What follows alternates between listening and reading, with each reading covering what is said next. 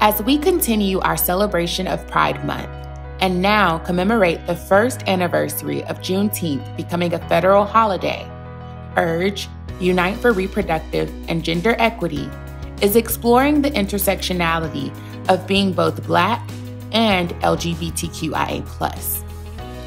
Throughout the history of this nation, we have seen how Black LGBTQIA+ folks have been seemingly forced to prioritize either their Blackness over their LGBTQIA+ identity or vice versa.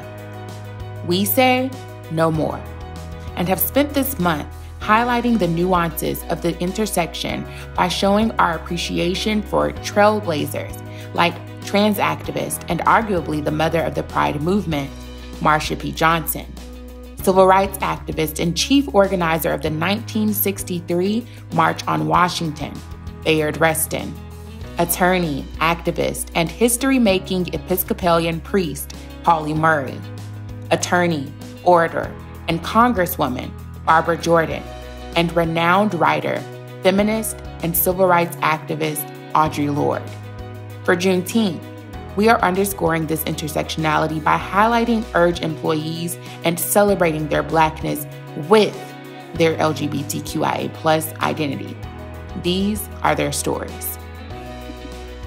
Hi, my name is Desireé Luckey. I use she, her pronouns, and I'm Director of Policy at URGE. I'm Black and I'm bisexual. I would describe living at the intersection of my two identities as a challenge. When I was younger, I didn't have Black queer role models or even anyone to help me really understand queer identity. For me, it took going to an HBCU to get comfortable with more representations of Blackness and for those representations to also include queer folks. It was also great for me living in Washington, D.C., which is really a hub for queer Black people to help me better understand who I am and my identity.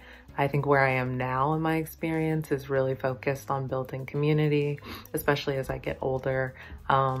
So it's so easy to be isolated as a Black person and a queer person in this world. The most challenging aspect of being a Black LGBTQ person is the constant erasure. It's frustrating when other Black people say that being gay is something that's resulted from colonialism. It's really frustrating when non-Black LGBTQ people appropriate Black culture, especially AAVE, or fetishize Black people as sexual objects instead of actually being human beings.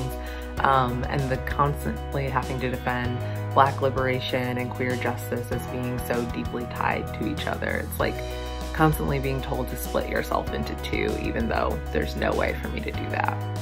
The most rewarding aspect of being a Black LGBTQ person is being in community with other queer Black people, hands down. Knowing that there's this beautiful blend of all my identities really connects me to other people, to ancestors and future generations. I think Blackness and queerness do great things for each other. As an Black LGBTQ person, the thing I would like to share with my communities is that we're not here as a ploy of white supremacy to weaken the Black community. We strengthen the Black community, we strengthen the queer community, and we are just as Black and just as queer as any of our counterparts across either identity that we navigate.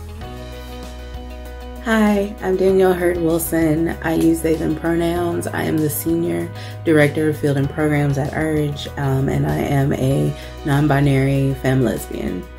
Living at the intersections of being Black and queer is honestly really magical. Both communities are full of so much innovation and softness and resilience and beauty and joy. Obviously, it's not a fun time being at the also intersection of two marginalized identities and in the bullseye of a whole bunch of bigots. But at the end of the day, I really cherish my identities and wouldn't trade them for anything in the world. I'd say that the most challenging aspect of being a Black queer person is that there are so many people who are just like in our business for no reason. And these are people who have a lot of money and a lot of power, and there's a lot of institutions and machinery that have set their eyes on both of these communities, and on people who, you know, often inhabit both of these communities and other marginalized identities. And that can be hard, especially when I'm really just out here trying to grow my garden, literally and metaphorically. But instead we gotta, you know, go fight for our rights, go down to SCOTUS, go down to the courthouse, do this march, sign this petition, and all of those things are really important. But a break would be nice. Just a chance to breathe and build families and build relationships and community without living in fear.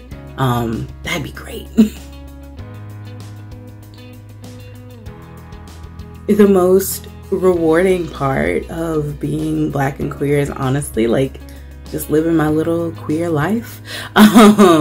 Just, you know, trying to learn how to be a better partner and a better neighbor and sibling, and being in a better relationship with everyone and with myself, and really work to undo the sort of curses of cis heteropatriarchy. I couldn't think of any specific thing, one specific thing to share with my community, so a couple. Be kind to yourself. Non-binary people don't owe you androgyny, and not all of us are like thin mask white people. Drink water.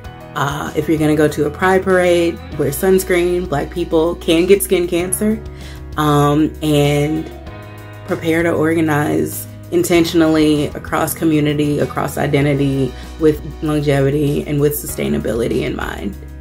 And also, it's okay to still like a little bit of rainbow colored stuff. It's okay. We all have a little flag in our office, maybe a couple. And if you don't, maybe you should. Maybe it will make things better, just a little bit. Happy Pride. Thank you, Dan and Desireé, for sharing your stories. We hope that others are inspired to do the same. As you celebrate Juneteenth with your loved ones, remember, your pro-Blackness should include LGBTQIA+ Black folks. And as we continue to celebrate Pride Month, your pride should include Black LGBTQIA+ folks.